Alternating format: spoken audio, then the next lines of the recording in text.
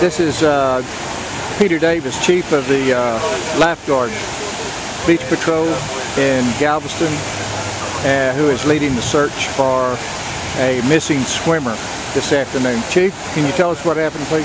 Sure. We had a group of 5 young adults from the Houston area come down together. One was on shore here at 45th and Sand right now.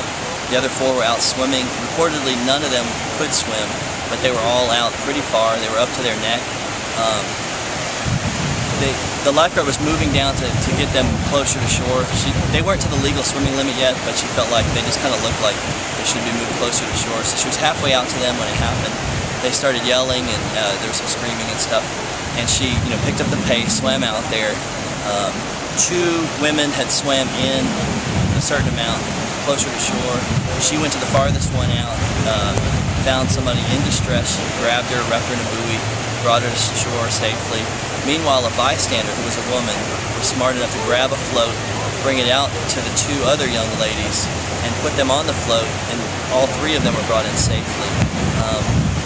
When, at one point, the woman who did the rescue saw the guy floating face down, one of the young ladies that was rescued looked over her shoulder, saw him, looked over again a few seconds later and didn't see him. So we don't actually have a witness drowning here, but we do have enough information to treat it as if it's a drowning, because there's not a lot of people on the beach and there's not a lot of other places it could have ended up. So from the information we have right now, we feel like we have a drowning. We just completed a 2-hour search. We're debriefing the lifeguards. We're doing a debriefing with the other emergency services.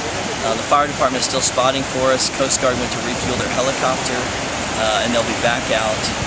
Again, they have a boat out in the water, and the police department's Marine Division has a boat out there, and they're using their side scan sonar to try to locate the body on the bottom.